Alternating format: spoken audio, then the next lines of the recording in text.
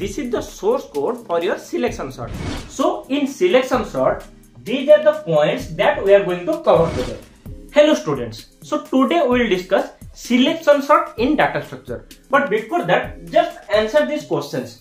So there is one unsorted array given and you need to sort this array in ascending order using the optimized bubble sort. Now if you don't know what is optimized bubble sort, then I will suggest you can refer my previous video. Okay?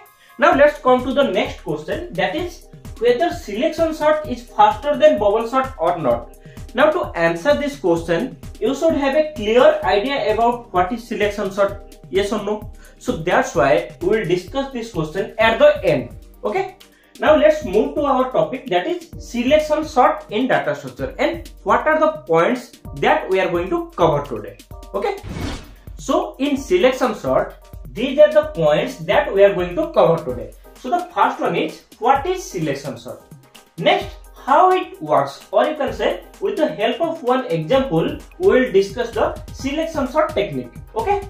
Then selection sort source code that is written in C language, that also we are going to discuss today. Then what are the time and space complexity of your selection sort. Next, what are the advantages and disadvantages of your selection sort. Then we will discuss the stable selection sort algorithm. Now keep in mind, this is very important for your exam point of view as well as for your interview point of view also. Then we will discuss the selection sort versus bubble sort, or we will compare selection sort and bubble sort, and we will find out which one is the faster, whether selection sort is faster or whether bubble sort is faster. Okay. Then we will discuss some FAQs regarding your selection sort. So what is selection sort? See, selection sort is an effective and efficient sorting algorithm which is based on your comparison operation. Now we have already discussed the comparison operation in the previous video, so you can check that one also. Okay. Next, it adds one element in each iteration. Now where you need to add? See, to explain this line, let me take one example here. Suppose this is the unsorted array and these are the elements 5, 8, 3, 9, 1. Okay. Now in the selection sort, so basically there are two parts present. This is the sorted part and this is the unsorted part. Okay. Now in each iteration, you need to pick one element from the unsorted part and you need to move it to the sorted part. Okay. Now which element you should select? See, you need to select the smallest element of the array and move it to the beginning of the array by swapping with the front element. Okay, by swapping with the front element. So which one is the smallest element? This is the smallest element. Now you need to swap with the front element. See, here I will write 1 and here I will write 5. Now see, after first iteration, or you can say after first swapping, the smallest element that is present at its appropriate position, yes or no. So this is your iteration 1. Okay, and after iteration 1 is present at its appropriate position. See, in each iteration, selection sort selects one item and place it in its appropriate position. See, 1 is present at its appropriate position. Similarly, in I2 or in iteration 2, you need to select the smallest element and you need to swap with the front element. So which one is the smallest element? 3 is the smallest element. And which one is the front element? 8 is the front element. So here I will write 3. Now see, after iteration 2, 1 and 3 that is present at its appropriate position, yes or no. So that's why after I2, 2 elements present at its appropriate position. Now this is the concept of your selection sort. So now let me take one unsorted array and I will sort that array in ascending order using the selection sort technique. And this side I have written the logic for the selection sort. Okay. So first let me solve this one, then I will discuss the logic part. Now what the selection sort is saying, you need to, basically there are two parts present, one is the sorted part and another one is the unsorted part, and you need to find out the smallest element from the unsorted part and you need to swap with the front element, right? Now see, so which one is the smallest element in this unsorted array? 1 is the smallest element. You need to swap with the front element, that is 8. Now how you will get to know which one is the smallest element? So for that, when I will discuss the logic part and when I will discuss this logic, at that time you will get to know how you will select the smallest element.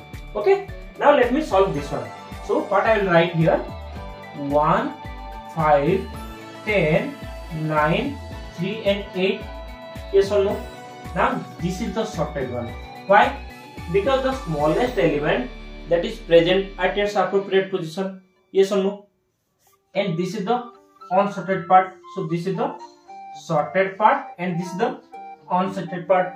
So after iteration 1 element is present in sorted part and 5 element is present in unsorted part.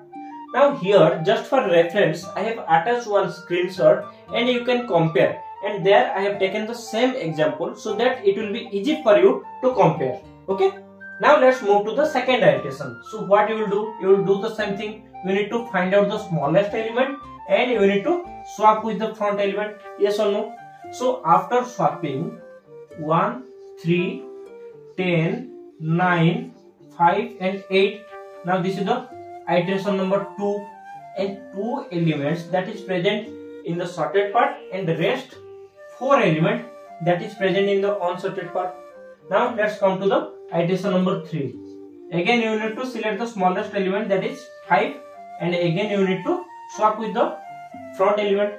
See, after see in the iteration 3, what I will write here, 1, 3, 5, 9, 10 and 8.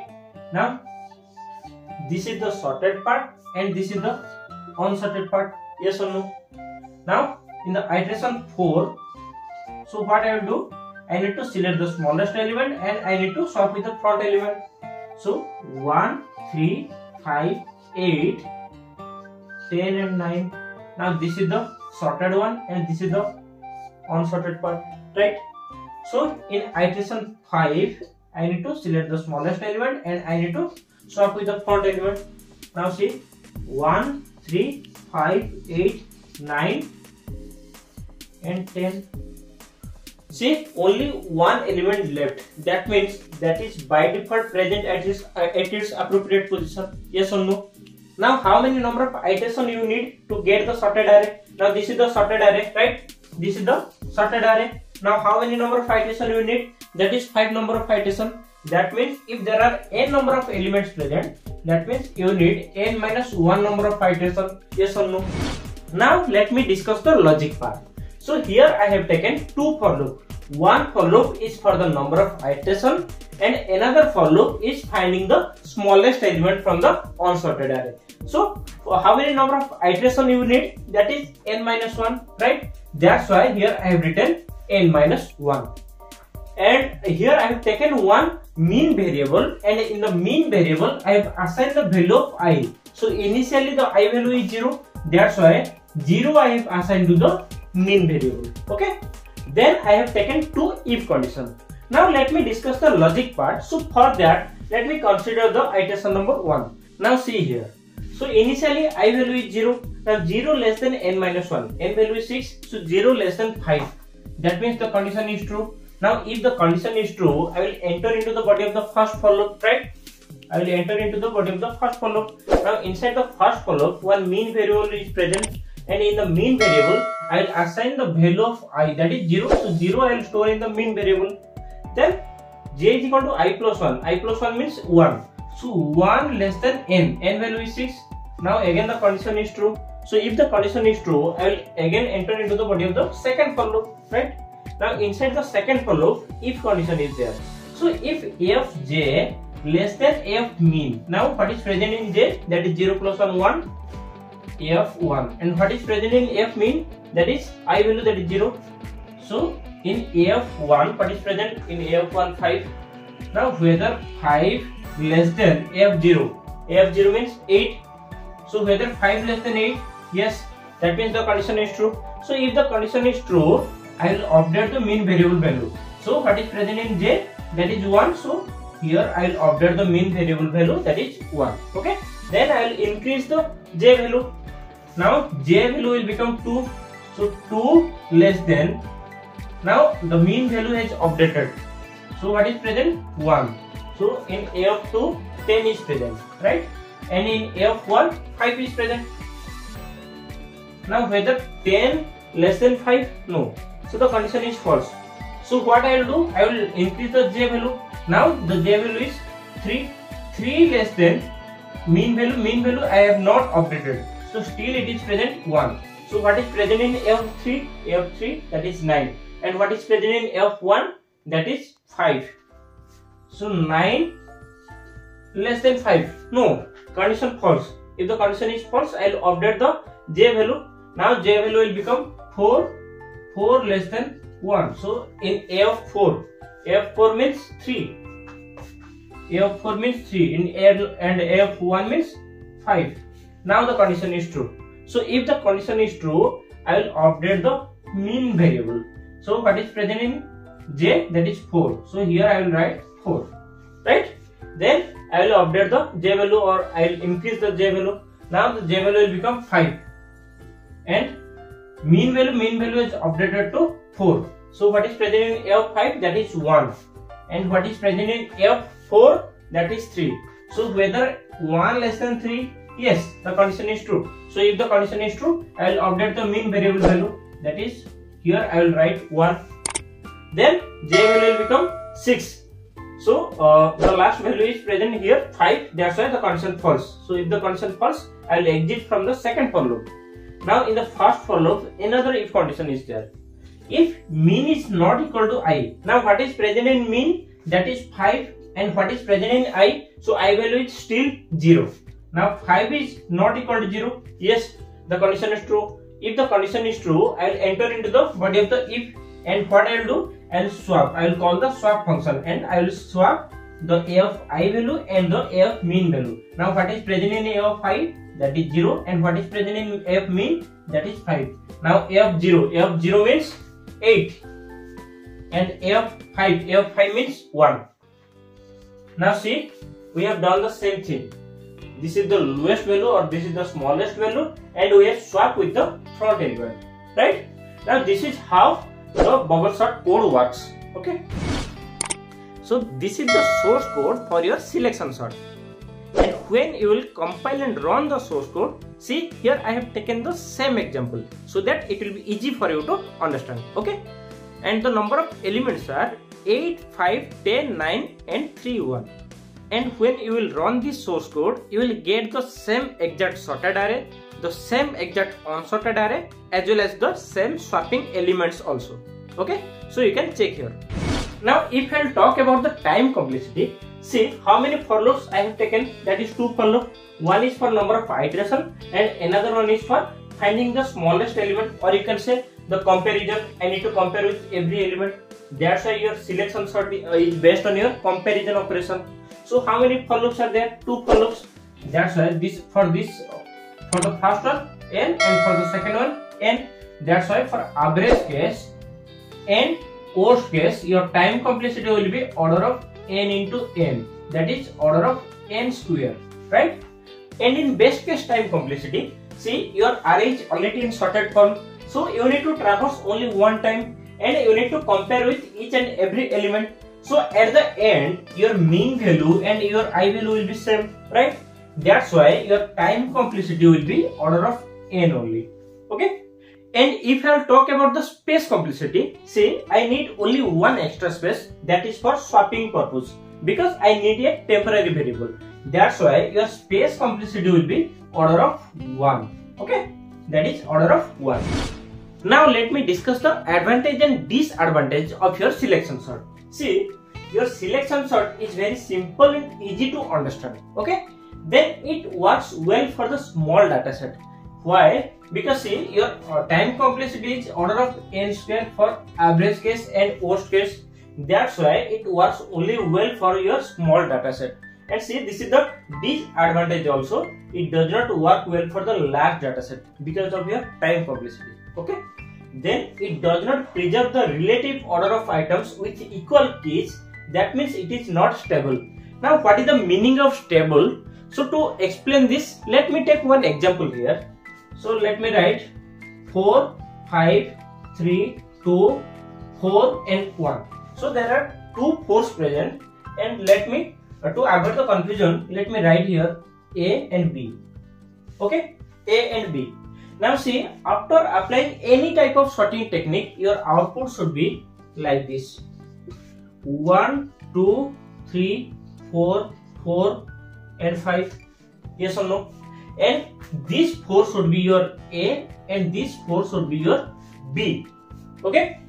But see, in the selection sort, this is not the exact output that you will get. So what you will get, that is 1, 2, 3, 4, 4, 5. But here you will get B and here you will get A. That's why your selection sort is by default not stable. But yes, you can make it stable. Now how you will do it?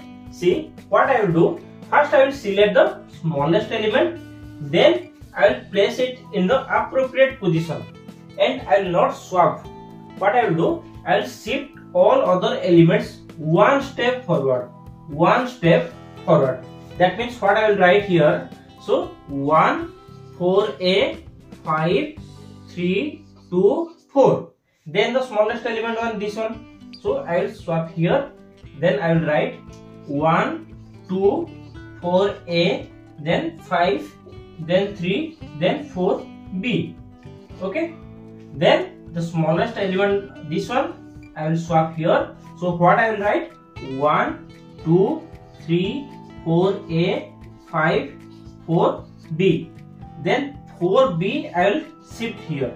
So 1, 2, 3, 4A, 4B and 5. Now see, this is the output that you will get if you want to make it a stable selection sort. Okay, now let me discuss which one is faster, whether selection sort is faster or bubble sort. So to explain this, let me take one example here, like 13, 17, 7, 9 and 4. Okay. Now in bubble sort, what I will do, I need to compare two adjacent elements, and if they are not present in their proper position, then I need to swap. So in the pass one or in the iteration 1, what I will do, I will write 13, 17, I will compare, no need to swap. So directly I will write 13, 17, 7, 9 and 4. Then 17, 7 I will compare and I need to swap, that is 13, 7, 17, 9 and 4. Then I need to compare this 13, 7, 9, 17, 4. Then I need to compare this 13, 7, 9, 4 and 17. Now this is your pass 1 or iteration 1 in the bubble sort. But in the selection sort, what I am doing, so 13, 17, 7, 9 and 4. Now which one is the smallest element? 4 is the smallest element, right? So I will swap with the front element. That means here I will write 4, 17, 7, 9 and 13. See, this is your iteration 1. So how many number of swapping you are performing here? Only 1. And how many number of swapping you are performing here? 1, 2, 3. So number of swapping will be more in the bubble sort, right? So that's why your selection sort is faster than your bubble sort. Okay. So the next concept is whether selection sort is an in-place sorting algorithm. In place, sometimes you will face like this in-place sorting algorithm. Now your answer is yes. Why? Because you don't need any extra space. Your space complexity for your selection sort, that is order of 1, because you need only one space for your swapping purpose, right? And you don't need any extra space. That's why your selection sort is an in-place sorting algorithm. Okay. So I hope you got all the concept. If you really do, then please subscribe to this channel.